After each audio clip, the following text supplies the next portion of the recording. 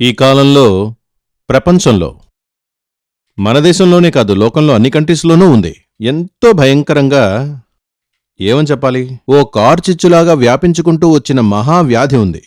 అదేమిటో మీకు తెలిసే ఉంటుంది. క్యాన్సర్.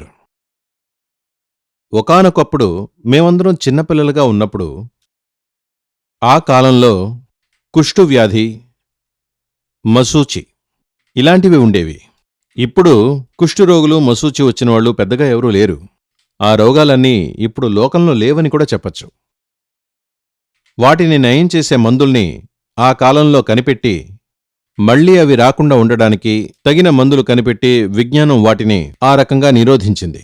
కాని ఆ కాలంలో అసలు లేని, చాలా రేర్గా ఉన్న ఈ రాచపుండు క్యాన్సర్ ఈనాడు బాగా వ్యాపించి ఉన్నది. ఈ క్యాన్సర్ రావడానికి తగిన గ్రహస్థితి ఏమిటంటే, జాతకం ప్రకారం, ఇంతకుముందే నేను చెప్పాను కదా, చాలామంది యొక్క జాతకాలను మేం పరిశోధన చేశామని చెప్పాను. మీ ఇంట్లో కూడా, లేక మీకు తెలిసిన వాళ్లకు కూడా ఇలాంటి ఓ వ్యాధి ఉండొచ్చు, రావచ్చు. వస్తుందనడం లేదు, రావచ్చు. అలాంటి వ్యాధి ఉన్నవాళ్ల యొక్క జాతకం తీసుకొని చూడండి. తప్పకుండా కుజుడు, రాహు ఒక కాంబినేషన్, ఒకటి కలిసుంటారు లేదా పరస్పరం దృష్టి కలిసుంటుంది. అలా ఉంటే మస్ట్ క్యాన్సర్ తప్పకుండా వస్తుంది, సందేహమే లేదు. ఇది మేము ఇక్కడ సూర్యమంగళంలో రీసెర్చ్ చేసి కనిపెట్టిన విషయం మాత్రమే కాదు, పురాతన గ్రంథాల్లో, జ్యోతిష్య గ్రంథాల్లో ఆ విషయం రాసుంది. ఒక హాస్పిటల్లోకి వెళ్ళి, క్యాన్సర్కి ట్రీట్మెంట్ చేసే ఒక హాస్పిటల్లోకి వెళ్ళి, మీకు తెలిసిన ఓ 10 మంది దగ్గర జాతకాలు తీసుకొని పరిశోధన చేసి చూస్తే మీకే తెలుస్తుంది. నన్ను ప్రశ్నించేది ఒక అస్ట్రాలజర్, అస్ట్రాలజీ తెలిసిన వ్యక్తి అయ్యుంటే మీరా ప్రయత్నం చేసి చూడండి. ఖచ్చితంగా ఈ మహావ్యాధి ఎవరెవరికైతే వచ్చిందో వాళ్లందరికీ ఈ రకంగా 99.5% ఈ రకంగా ఈ విధంగానే ఉంటుంది. అంటే రాహువు, కుజుడు యొక్క కాంబినేషన్. కొంతమంది మా దగ్గరికి వచ్చేటప్పుడు, అంటే బాగా చదువు తెలివితేటలు గలవారు మా దగ్గరికి వచ్చేటప్పుడు వాళ్లతో కూడా మేం చెప్పాం ఏంటంటే, రాబోయే రాహుదశాకాలంలో లేదా కుజుడు, కేతు ఏ దశలోనైనా ఇది రావచ్చు. రాహుదశాకాలంలోనే రావాలి, కుజదశాకాలంలోనే రావాలి అన్నదేం లేదు. వేరే దశాకాలంలో కూడా రాహువు, కుజుడి దృష్టి కలిసే కాలంలో ఈ వ్యాధి రావచ్చు. రావచ్చు కాదు, వస్తుంది. వాళ్లతో ఏం చెప్పామంటే, ఇలా కొన్నేళ్ల తర్వాత, అది వివరంగానే నేను చెప్తాను. అంటే ఒక హస్బెండ్, వైఫ్ నా దగ్గరికి వచ్చారు. వాళ్ళొచ్చాక జాతకాలవి చూసి, ఇక్కడి పద్ధతి ఏమిటంటే, సూర్యమంగళంలో పద్ధతి ఏమిటంటే, ఎవరైనా వస్తే జాతకం చేతిలో పెట్టి వాళ్ళు మెదలకుండా కూర్చుంటారు. జాతకం చూసి అందులో విషయాలు, ముందుగా అందులో ఉన్న విశేషాల గురించి వాళ్లతో చెప్పడం జరుగుతుంది. ఆ పనైన తరువాత ఇక మీరేమైనా అడగాలనుకుంటే అడగచ్చు అని చెప్తాను. అప్పుడు 90% వ్యక్తులు ఏమంటారంటే, ఏముంది స్వామి, అంతా మీరు చెప్పేశారుగా, పరిహారం ఎలా చేయాలి, ఏం చేయాలో చెప్పండి అంటారు. నేను కొంతమందితో ఏమంటానంటే, దీనికి పరిహారమే లేదు, ఏ పరిహారం చేసినా ప్రయోజనం లేదు, మీరు దీన్ని అనుభవించి తీరాల్సిందే, ఎందుకంటే ఇది పోయిన జన్మ పాపఫలం. కానీ కొంతమందితో దీనికి పరిహారం ఉంది, ఇలా ఇలా చేస్తే ఇది సరిపోతుంది అని చెప్తాను. ఇంతకుముందు చెప్పిన ఆ దంపతులు ఇక్కడికి వచ్చినప్పుడు వారి జాతకం చూడగానే నేను, ఈ జాతకం ప్రకారం మీకు 7 సంవత్సరాల తరువాత సీరియస్గా ఓ పెద్ద వ్యాధి వస్తుంది, హెల్త్ ప్రాబ్లం సీరియస్గా వస్తుంది అని చెప్పాను. అప్పుడు వాళ్ళేమన్నారంటే, హెల్త్ ప్రాబ్లం అంటే ఏంటి స్వామి, ఏమవుతుంది అని అడిగారు. జాతకం ప్రకారం క్యాన్సర్ వచ్చే యోగమే జాతకంలో ఉంది. అంటే కుజుడు, రాహు, వారికేమో కుజుడు, రాహు ఒకే. ఎలా అంటే, వాళ్ల జాతకం ప్రకారం 2వ స్థానంలో, ఇంకా నేను ఆ జాతకాన్ని మర్చిపోలేదు, నాకు గుర్తుంది, అందుకే చెప్తున్నాను. అంటే మిథున లగ్నం 2వ స్థానం, రాహు ఉన్నాడు, అక్కడే కుజుడు దోషంతో ఉన్నాడు. అందువల్ల మీకు ఈ దశాకాలంలో, అంటే 7 ఏళ్ల తరువాత ఈ దశాకాలంలో, కుజుడు దశాకాలంలో మీకు ఇదే విధంగా సీరియస్గా ఒక హెల్త్ ప్రాబ్లం వస్తుంది. వాళ్ళేమడిగారంటే, ఏమిటా హెల్త్ ప్రాబ్లం? ఈ ప్లానటరీ పొజిషన్ ఇలా ఉండడం వల్ల క్యాన్సర్ వచ్చే అవకాశం ఉంది జాతకం ప్రకారం అని చెప్పాను. దానికి వాళ్ళేమన్నారంటే, స్వామి, ఆ హస్బెండ్ అండ్ వైఫ్ ఇద్దరూ మేము డాక్టర్లమే, మేమిప్పుడు చాలా హెల్తీగా ఉన్నాం, మాకు ఎటువంటి సమస్య లేదు. మాకు 2 పిల్లలున్నారు, వాళ్ళు డాక్టర్లే. వాళ్ళు సింగపూర్లో ఉన్నారు, మేమిక్కడ గవర్నమెంట్ సర్వీస్లో ఉన్నాం. చాలా పెద్ద పొజిషన్లో ఉన్నారు వాళ్ళిద్దరూ, ఏదో మామూలు డాక్టర్లు కారు. కానీ మాకటువంటి సిమ్టమ్స్ ఏమీ కనిపించట్లేదు, మాకు చిన్న అనుమానం కూడా లేదు అని చెప్పారు.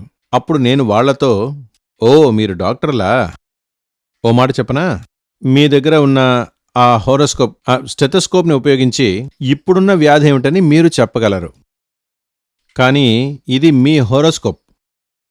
దీన్ని చూసి 15 సంవత్సరాల తరువాత మీకు ఎటువంటి వ్యాధి వస్తుందని కూడా ఇప్పుడు చెప్పచ్చు. ఇదే స్టెథోస్కోప్కి హోరోస్కోప్కి ఉన్న తేడా అని నేను వాళ్ళిద్దరితో అన్నాను. మరైతే దానికి ఏం పరిహారం చెయ్యాలి అని అడిగారు. ఇప్పుడు పరిహారం అవసరం లేదు, 6 నెలల తర్వాత వర్షం పడుతుందని ఇప్పుడే గొడుగు పట్టుకోవాల్సిన అవసరం లేదు. ఆ సమయానికి, అంటే అది 7 సంవత్సరాల తర్వాత వస్తుందని సూచిస్తోంది. ఓ 5 ఏళ్ల తరువాత, అంటే ఆ దశాకాలం ప్రారంభం అవడానికి ముందు మీరు పరిహారం చెయ్యాలి. ఇప్పుడు అవసరం లేదన్నాను. వాళ్ళు వెళ్ళిపోయారు. తర్వాత కొంతకాలానికి, అంటే కొన్నేళ్ల తర్వాత ఒకరోజు మళ్లీ వీళ్ళిద్దరూ నన్ను చూడ్డానికి ఇక్కడికి వచ్చారు. కానీ వీళ్ళెవరో నాకు గుర్తురాలేదు, అసలు నా మైండ్లో ఆ విషయమే లేదు. వచ్చిన వాళ్ళు జాతకాన్ని నా చేతిలో పెట్టారు. వాళ్ళు ఆ రోజు వచ్చి కొత్త జాతకాన్ని ప్రింటౌట్ చేసినట్టున్నారు. పాత జాతకం అయితే మేము లామినేషన్ చేసేస్తాం కాబట్టి నేను చూడగానే కనిపెట్టేసి ఉండేవాడిని.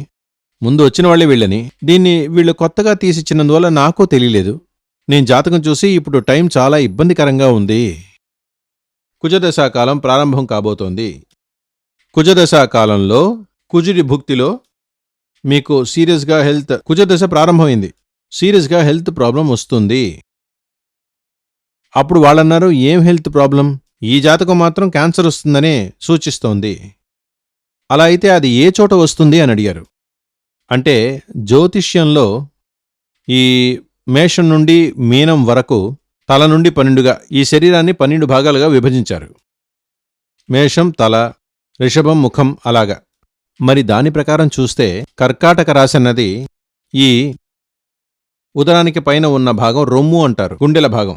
అది నేను వాళ్లతో, ఇదిగో ఈ భాగంలో వస్తుంది, అది కూడా మీకు రైట్ సైడ్లో వచ్చే అవకాశమే ఉందని వివరంగా చెప్పాను. హఠాత్తుగా ఆవిడ లేచి పలుమార్లు నాకు నమస్కారం చేశారు. అప్పుడు వాళ్ళని ఏమైందని అడిగాను. దానికి వాళ్ళు, స్వామీ, మేము 5-6 సంవత్సరాలకు ముందు ఇక్కడికొచ్చాం. అప్పుడే మీరు చెప్పారు, మీకిలా క్యాన్సర్ వచ్చే అవకాశం ఉంది, దానికి కొన్ని పరిహారాలు చేయాలని మీరు చెప్పారు. కాని మేము ఆ రోజు పరిహారం చేయడానికి మేము సిద్ధంగానే ఉన్నాం, మీరు వద్దన్నారు, అందుకని తిరిగి వెళ్ళిపోయాం. ఇప్పుడు మేము సింగపూర్ నుండి వచ్చాం. ఇప్పుడు నేను క్యాన్సర్ పేషెంట్నే, లివర్ క్యాన్సర్, లివర్లోనే నాకు క్యాన్సర్ వచ్చింది. మా పిల్లలు అక్కడ ఉన్నందువల్ల నేను ట్రీట్మెంట్ తీసుకుంటూ వాళ్లతో అక్కడే ఉన్నాను. కానీ దీని నుండి తప్పించుకోలేమోనని భయంగా ఉంది. అందువల్ల ఇప్పుడు కొంచెం గుళ్ళు గోపురాలు తిరిగి చూడాలనిపించి మేమిద్దరం బయలుదేరి ఇలా వచ్చాం. మళ్ళీ ఇక్కడికొచ్చినప్పుడు తిరువణ్ణామలలో ఒక సిద్ధుల వారు మీ పేరు చెప్పారు. చెప్పగానే మిమ్మల్ని ఇంతకు ముందే కలిసిన విషయం గుర్తొచ్చి మిమ్మల్ని వెంటనే చూడాలని మేమిద్దరం బయలుదేరొచ్చామన్నారు.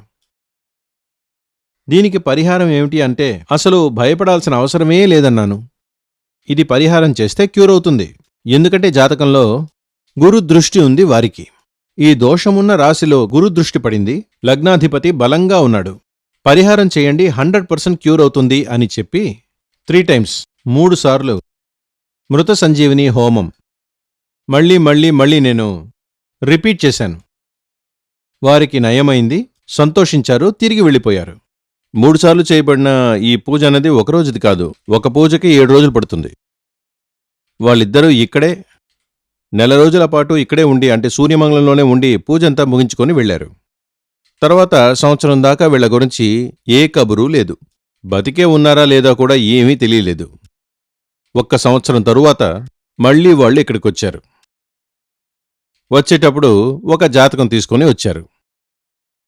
ఇంకొక ఆవిడ వీళ్లతో వచ్చింది. వీళ్ళని చూడగానే నాకు అర్థమైపోయింది. అప్పుడు నేను అడిగాను, ఇప్పుడెలా ఉంది మీ హెల్త్ అని అడిగాను. చాలా బెటర్గా ఉంది స్వామి, నాకు ట్రీట్మెంట్ ఇచ్చిన డాక్టర్స్ చెప్పారు, మిరాకిల్లా ఇది ఉంది, మీలో ఉన్న ఆ ప్రాబ్లం ఓ షాడోలా అలా మెల్లమెల్లమెల్లగా తొలగిపోయింది, మిరాకిల్లా ఉంది అని వారు అన్నారు. అది చెప్పాక, స్వామి, ఇదిగో ఈమె నా ఫ్రెండే, వీళ్ళ అమ్మాయిని ఇదే వ్యాధి వచ్చినందువల్ల హాస్పిటల్లో అడ్మిట్ చేశాం, నేనే ఈవిడ్ని తీసుకొచ్చాను, దీనికి పరిహారం చెయ్యండి అని అడిగారు. జాతకం చూశాక చెప్పాను, దీనికి పరిహారం చేసి ప్రయోజనం లేదు, ఎందుకంటే ఈ జాతకంలో గురు దృష్టి లేదు, దీనికి పరిహారం చేసి ప్రయోజనం లేదు. కానీ వాళ్ళు దానికి, లేదు స్వామి, ఎంత ఖర్చైనా పర్వాలేదు, తప్పకుండా పరిహారం చేసి తీరాలి అన్నారు. లేదంటే ఆ పరిహారం చేయనందువల్లే ఈ ప్రమాదం జరిగిందేమో అన్న భయం మాలో ఉంటుంది కదా అని వాళ్ళు చాలా కంపల్ చేసినందువల్ల మేము పరిహారం చేశాం. కానీ ఫలించలేదు. వాళ్ళ అమ్మాయికి వయసు 26, తను చనిపోయింది. ఇప్పుడు అర్థమైందా? మొదటి వాళ్ళకి నేను చెప్పిన మాట ఏంటి? ఫస్టే నేను చెప్పాను, దీనికి పరిహారం చేస్తే 100% క్యూర్ అవుతుంది అని. ఎందుకంటే పరిహారం చేస్తే క్యూర్ అవుతుందని జాతకమే చెప్తోంది. తరువాత వచ్చిన వాళ్ళు ఎంత ఖర్చు పెట్టడానికైనా సిద్ధంగా ఉన్నారు. దానికి పరిహారం చేశాం, కానీ 3 పూజలు చేయలే. ఒక్కసారి సంజీవని చేశాం, పూర్తయ్యేలోపే పాపం ఆ పేషెంట్ చనిపోయింది. అంటే దోషాలన్నవి వస్తే వాటికి తగిన పరిహారాలు, ఖచ్చితంగా వాటికి ఏమి చెయ్యాలో అవి చేస్తే చాలు, తప్పించుకోవచ్చు. కానీ అన్ని వ్యాధులు, అన్ని దోషాలు పరిహారాలతో మార్చచ్చు, నయం చెయ్యొచ్చు అని చెప్పేటట్టయితే అది మిమ్మల్ని మోసం చేస్తున్నట్టే. అలాంటి మాటల్ని మీరు విన్నా పట్టించుకోకూడదు. ఏమిటి దోషం? సకల దోషాలకి నా దగ్గర పరిహారం ఉంది, నా దగ్గరికి రండి అని ఒకటి చెప్తే పోరా అనేయాలి. ఎందుకంటే అదంతా ఈశ్వరుని చేతిలో ఉంది, భగవంతుని చేతిలో ఉంది. అసలు దోషం పోతుందా? అది జాతకం చూడగానే తెలుస్తుంది.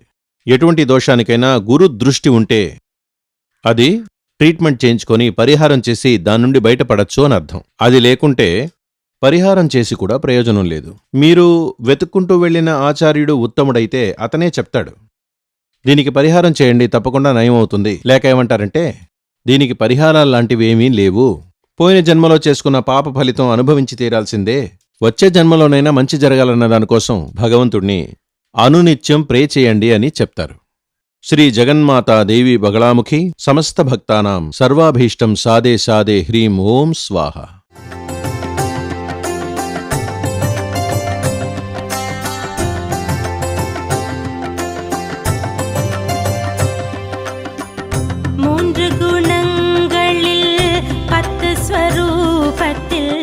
காட்சி தந்தா